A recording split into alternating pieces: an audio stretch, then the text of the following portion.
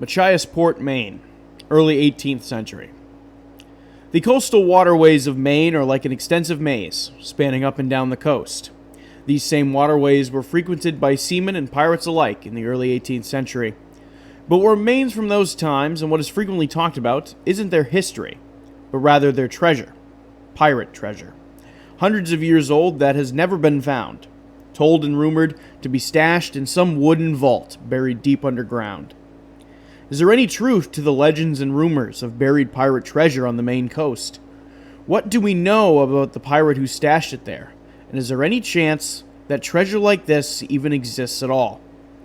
Today on Unblurring the Unknown, we dive deep into the depths of a true pirate mystery. Where is the pirate vault of Black Sam Bellamy?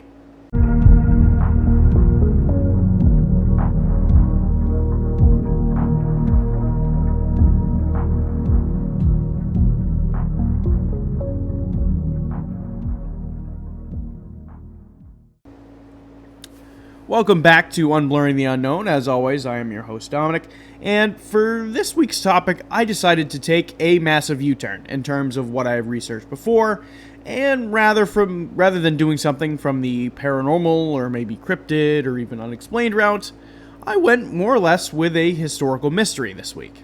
Now, I originally stumbled upon this topic when I actually saw an Instagram post about treasure in Maine, and that kind of got me going down this rabbit hole of, is there any treasure in Maine? And then I stumbled across this story, and I'm like, I should probably cover an episode on this. This seems very interesting.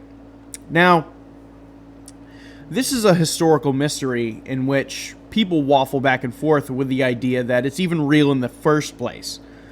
But this is truly a mystery in which we haven't solved or even come close to solving because we don't really have a whole lot of evidence that it took place to begin with. But I think that's what makes it so intriguing and so mysterious. Now, Black Sam Bellamy was rumored to have stashed a chunk of his riches in the coastal Maine wilderness. But where?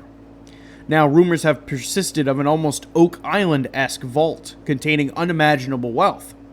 But is any bit of this true? Or is this just a legend from the Atlantic's pirate-ridden past? Now, this topic was a very hard one to research, as the idea of the possibility of there being treasure stashed in Maine lies very much in local lore and legend, and that there's not many written accounts over this. So I tried to dig up as much information as I possibly could, and as much background, so I could kind of present to you all the facts and all the research that I was able to dig up in regards to this. However, before we talk about this legend of a pirate vault, we need to talk about Black Sam Bellamy and the type of pirate he was while he was active. Now, Samuel Bellamy was born in 1689 in England.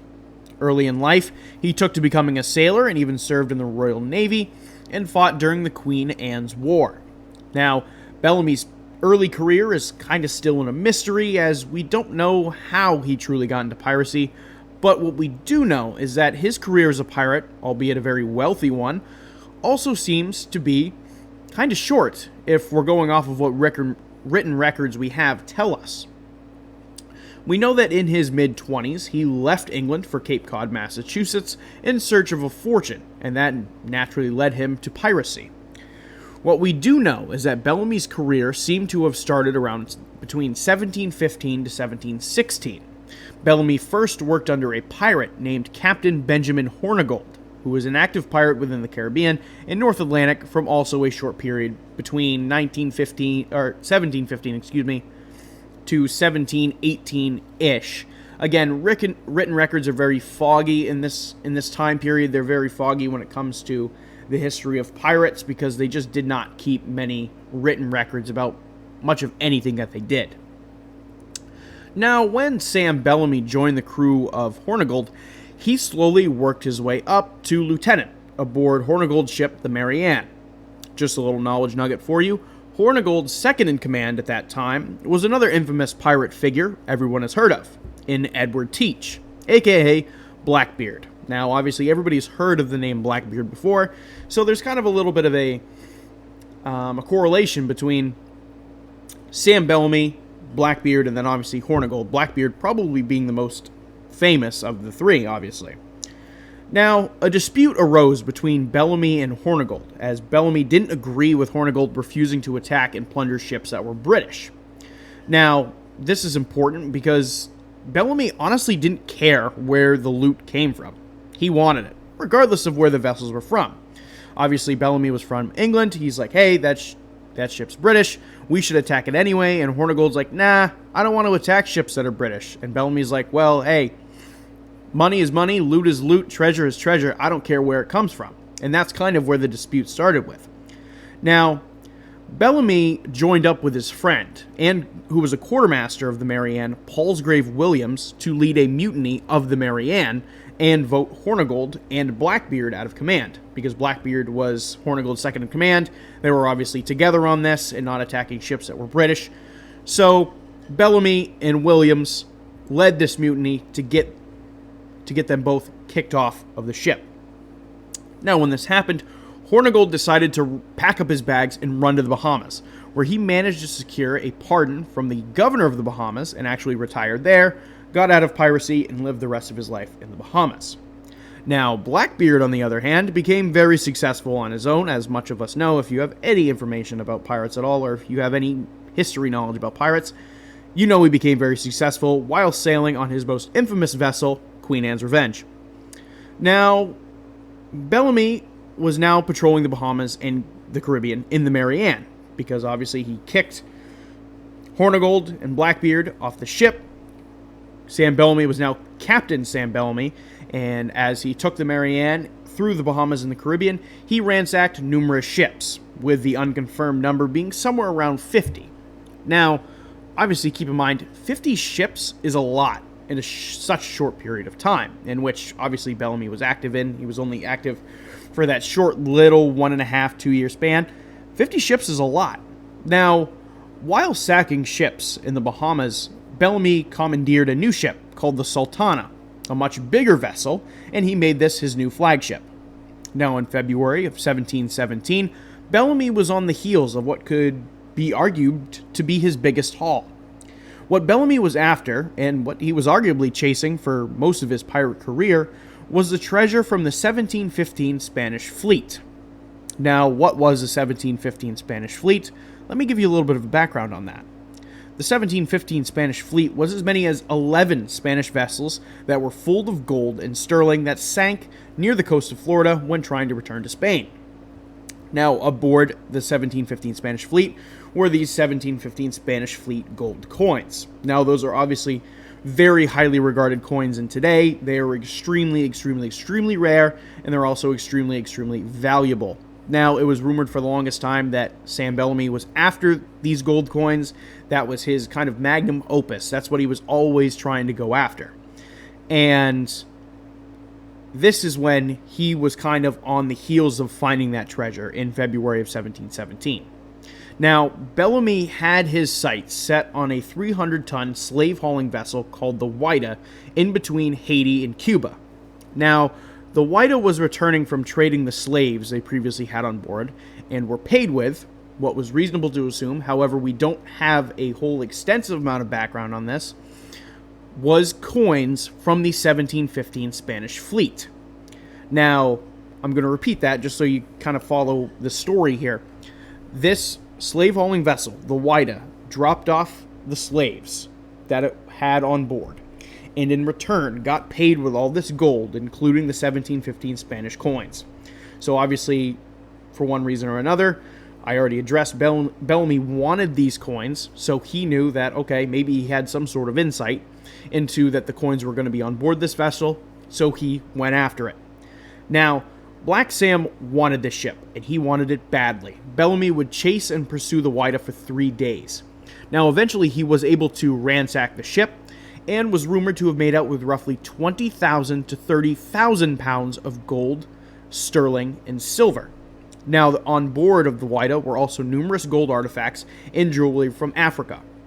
All of this loot was divvied up amongst the 180 sailors in Bellamy's command, which you're still making out pretty good. Even if you're that 180th guy, you're still making out really, really good, considering the amount of gold and treasure that was on board the Whydah. Now, Bellamy would then give the sailors aboard the Whydah an opportunity Since the sailors on board the Whydah did not resist his taking of the vessel, he let them take his ship, Sultana, in exchange for command of the Whydah. That way, he did not have to move all of this gold, silver, and loot from ship to ship. Now, on the surface, you might say that this was very kind of Black Sam. And it arguably was. Not a lot of pirates during this time period would spare anybody, regardless if they surrendered or not. Now, the sailors aboard the Whydah obviously accept this offer, as they were given... their lives were spared, practically. And they boarded the Sultana and took off. Now, shortly after capturing the Whydah is when Bellamy would set his sights on the northeast coast of the United States. Why he decided to go in this direction is uncertain, but what we do know is that this seems to be where the legend of Bellamy stashing some of his loot up here began. The rumors of Bellamy wanting to establish some type of pirate utopia or colony is spread around as part of kind of local lore within the regions of Maine. However, this would not be the end of Black Sam Bellamy's story, with him going up to the northeast of America. When traveling up the northeast coast, he would continue to plunder more ships and add to his ever-expanding fleet. However, Bellamy would make a decision that would eventually cost him his life. Bellamy decided to leave the waters of Maine and steer towards Cape Cod, Massachusetts. Now, it is never specified as to why he did this, and we don't have many written records to even explain, again, why he did this, so that in itself is kind of a mystery and kind of a rumor, and there's also kind of a little bit of a legend in that. However, rumor has it the reason that he steered back towards Cape Cod, Massachusetts, was that he did this because of a woman, one in which he fell in love with in 1715 when he was originally in Cape Cod before leaving for his quests in piracy. Now, it is rumored that Bellamy told this woman that once he acquired his fortune, that he would return for her, marry her, and live a life away with her somewhere in the West Indies. Bellamy was also reportedly madly in love with this woman, whose name was Maria Hallett. Rumors circulate a little bit more and say that Hallett actually had birthed Bellamy's son, and that the reason he was heading back to Cape Cod was to retrieve her after amassing all of this wealth. However, what would end up happening is that on this return to Cape Cod on April 26, 1717, Cape Cod and the Massachusetts area in whole would be hit with one of the worst nor'easters in recorded history. This caused the Whydah to be thrashed around in the sandy waters off the coast of the Cape, causing the ship to slam into a sandbar, split the main mast apart, and lose most of its rigging. This would cause the Whydah to sink rapidly into the ocean, where it still remains to this day. Bellamy and most of the crew, with the exception of 2 survivors, all went down with the ship. That also includes much of the fortune that Bellamy had acquired. Now, how we know a good chunk of this story is from the 2 survivors who were on board the Whydah who made it back to shore. Now, obviously, they told, when they were obviously apprehended for being pirates, they told an extensive amount of this story to the locals at the time. Now, obviously, these pirates were not spared with their life after telling the story, as they were both hanged, as that's kind of how they did things back then. When you were a pirate or you broke the law, you got hanged, and sometimes in public. So that's most likely what happened. We know that they got hanged, but like I said, we know a lot of this story from the account of these 2 survivors from the Whydah. But we do know that Black Sam Bellamy and probably a good chunk of his treasure went down in the wreck of the Whydah. Now, treasure hunters and scientists have been able to recover some of the treasures aboard the Whydah in modern times and still currently. However, the estimated value of the shipwreck and the contents that are still rumored to be within it are upwards of $400 million in money today. Now, that's obviously adjusted for market value and inflation, and that's kind of countering all the included trinkets and items that are on board the vessel that are just have immeasurable value today. And that's not even counting the gold, the sterling, and the silver that are also on board the vessel as well. What is also rumored to be on the Whydah are those fabled 1715 Spanish fleet coins that Bellamy so desperately wanted. Now, at the end of all this, Sam Bellamy would go down as an infamous pirate in history and was often called the Prince of Pirates and the Robin Hood of the Seas, mostly because of his unusual kindness towards hostages and other people that he captured. He was big on the idea of stealing from the wealthy governments of the British and the French and giving it back to the people aboard his crew. most of them being poor and not well off, as many sailors were. The story of Black Sam Bellamy is responsible for the creation of the infamous character of Captain Jack Sparrow of the Pirates of the Caribbean franchise. Now, I'm not going to go into that, as that doesn't really have much correlation to what we're talking about today. However, when I was doing my research and I kind of stumbled across that, I felt like that was really interesting, to say the least, because that was something I did not know, but I feel like everybody's heard of Pirates of the Caribbean before. So now you know that Black Sam Bellamy was kind of the inspiration for that in a little bit of a way. Now that I kind of gave you that little history lesson and kind of walkthrough about Black Sam Bellamy and his history in piracy and all those other nuts and bolts thing, and I also touched on the events leading up to him going up to the coast of Maine to begin with, now let's dive into the ideas that maybe perhaps Black Sam stashed some of his loot up in Maine, or maybe the possibility that some of his crew did. Now, on the surface, you would think that the waters of New England would seem too far out of the way for pirates who were making their livings in the Caribbean, and who would go that far out of the way to begin with. However, this idea of pirates in New England is not as uncommon as you would think.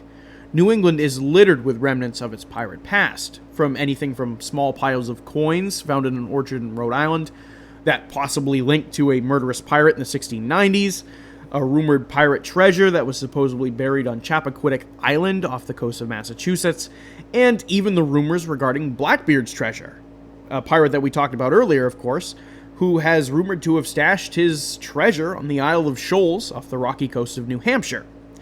Now, regardless of all that, is there any evidence to even say that Bellamy stashed any loot in Maine? Well, that kind of remains up for discussion. Now, the evidence we have that supports the idea of there being pirate treasure in the area, and most notably the mouth of the Machiasport River, mostly resides with the writing of Captain Charles Johnson, who wrote a book under the alias of Daniel Defoe. Now, Captain Johnson, aka Daniel Defoe, wrote this book in 1724 titled A General History of the Robberies and Murders of the Most Notorious Pirates. Now, in this book, it details Bellamy aboard the Whydah, caught in a storm in the weeks prior to its sinking on April 26, and decided to go north and seek refuge in Maine. This would give them a place to hide out and hang low while repairing the Whydah after it sustained some damage. Now, he continues and say that while in Maine and the mouth of the Machias River, they settled on the shores around the river. Now, Charles Johnson, aka Daniel Defoe, said that he had his crew and their prisoners that they had captured were instructed to build trenches and fortifications and even storerooms to stash some of their gunpowder and equipment. Then again, Defoe, aka Johnson, would say that a crew member suggested, and I quote, might lay the foundation of a new kingdom, a new monarchy, close quote. Now, other historians have also added to this idea that the reason Maine would have been so appealing was because this area of Maine was unsettled territory, meaning they could avoid detection from law enforcement and the government because there was no one in the area. Now, this kind of makes sense because the town of Machiasport wouldn't be established until 1826, and the first iteration of the town of Machias wouldn't come into existence until 1784. So this honestly fits, and this explanation would make some sense. Now, historians would theorize, and maybe Bellamy's plan was to build some kind of pirate retirement home, which was often suggested. However, the evidence is hard to come by for that, because we just don't have many written records from the pirates and that time period. However, that's really the extent that we know because of the lack of written records, like I just mentioned. Now, would it be possible that Bellamy did stash some of his loot in Maine? That very well could be true. But with him patrolling the Caribbean for most of his career, it wouldn't be unreasonable to also assume that maybe he stashed some down there as well. But that's just my personal opinion. However, before we kind of get into theories on this, I want to talk about perhaps the most iconic example of a kind of quote-unquote vault that we have in modern times that is rumored to contain a plethora of hidden treasure. Now, some of you might have a little bit of knowledge about this, and I might go into it in a future episode if I kind of decide that this story kind of fits in with the overarching theme of the podcast and kind of everything else that I have going on, and that is the money pit of Oak Island. Obviously, I briefly mentioned the words Oak Island in the intro, and if you know anything about Oak Island, you might kind of have an idea of what I'm talking about. Now, there are numerous stories about the supposed treasure on Oak Island, including some stories that suggest that the golden treasure that is on the island was placed there by pirates. However, that is just a theory. But let me give you a quick little recap about the history of Oak Island and how I think it might pertain to our case regarding Sam Bellamy and Machiasport.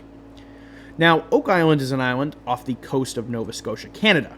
Maybe you have probably heard about it through the popular reality TV series on the History Channel that's related to it, but that's not what I'm going to talk about. What I am going to provide is just a little bit of backstory and abbreviated history. The story of the money pit on Oak Island starts back in 1795, when a young boy by the name of Daniel McGinnis of Nova Scotia was out fishing on the island and exploring the area known as Mahone Bay. While exploring, he discovered an unusual depression in the ground that intrigued him. Daniel decided to return the following day with some of his friends, armed with pickaxes and shovels, to try and possibly figure out what this was. Now, what the boys ended up digging up was supposedly the start of a man-made shaft that has been rumored for the past 2 centuries to contain some type of treasure. Now, who the person responsible for burying the treasure on Oak Island remains a mystery. Everything from pirates to the Knights Templar and even Vikings have been proposed as a possible theory. As further investigation was done on Oak Island, what they discovered was more of the shaft and it continuing further into the ground. But the shaft filled with water, which most likely and could have trapped the secrets underneath with it. But that hasn't stopped treasure hunters and fortune seekers traveling to the island to try and figure out if they can find the treasure or perhaps other treasures that are still on the island waiting to be found. What we also most likely know is that the money pit was most likely created by man. That seems pretty apparent.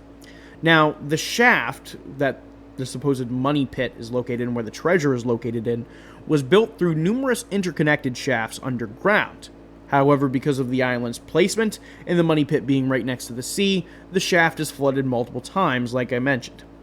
Numerous people have died in search of what is at the bottom of the money pit, and many legends persist about the loss of life being related to the pit, and that a certain number of people have to die for the pit to reveal its secrets. However, that kind of seems to be more urban legend than factual.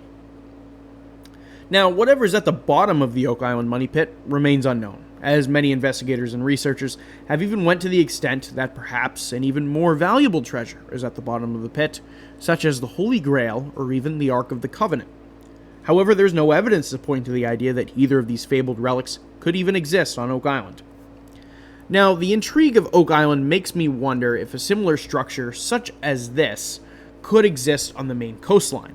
Into that, I am on the fence about, but I'll save my entire theories until the very end. The most popular theory regarding Oak Island is that this could be the buried treasure of Captain William Kidd, aka Captain Kidd. He is another infamous pirate who operated during the 1690s, and with him we know that he stashed treasure. This was a fact. We know that he did this, and this is actually documented, and there is evidence to prove this, including a stash of gold and valuables he stored on Gardner Island off the coast of Long Island in New York. However, the construction of the shaft at Oak Island poses an interesting question for the idea of perhaps maybe a similar structure being undiscovered in Maine, and that would be, would pirates even have the technology and the know-how to build an elaborate shaft at Oak Island, and could have Sam Bellamy done the same? To me, this is very interesting. Now, we still don't have any more written records telling us where Bellamy stashed his treasure, and maybe perhaps he didn't stash his treasure at all, and it actually could have entirely went down with him during the wreck of the Whydah, and all of his treasures currently remain 500 feet underwater off the coast of Cape Cod.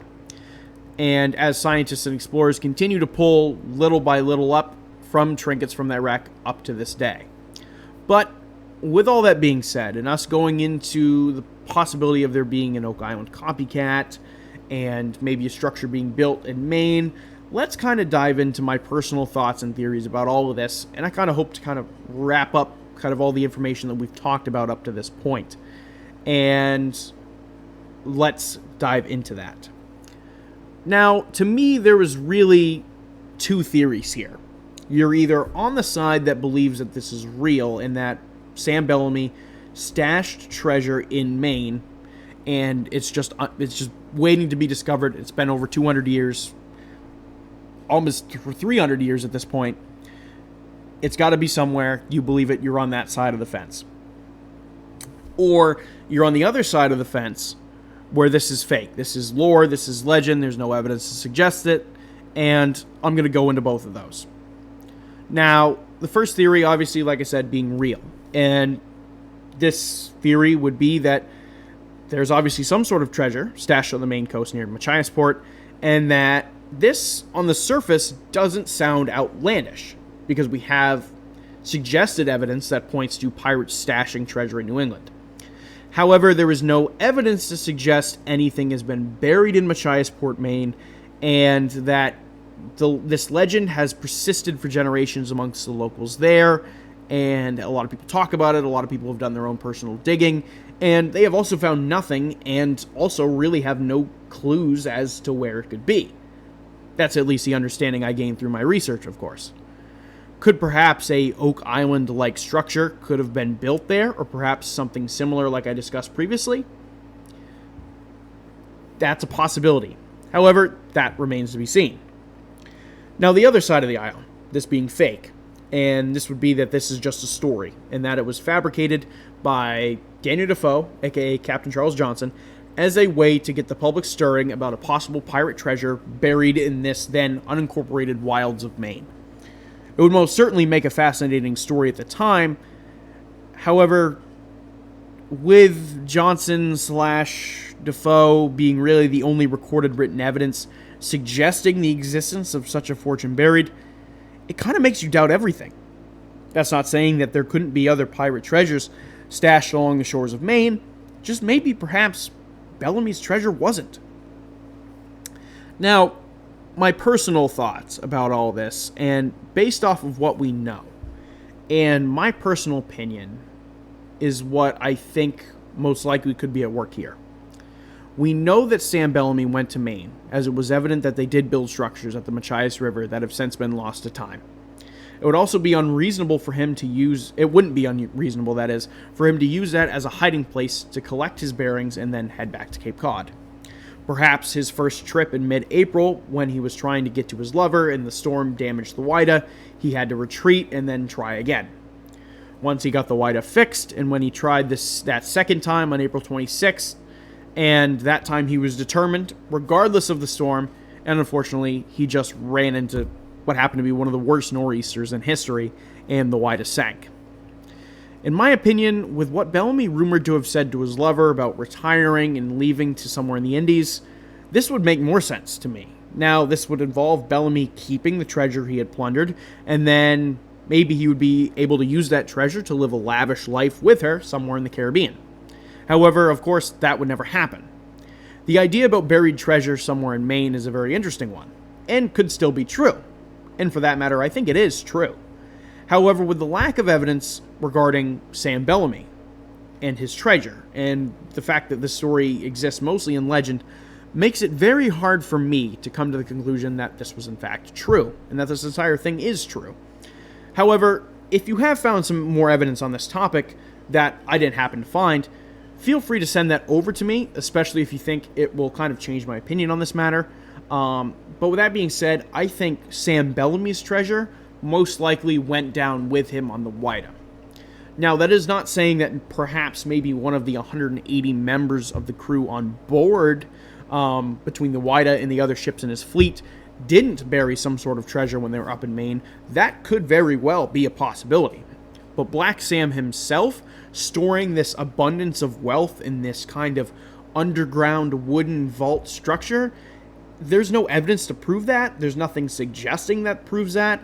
And the fact that if you can kind of compare it to Oak Island, there's no evidence to say that there's an Oak Island-like structure there in Maine.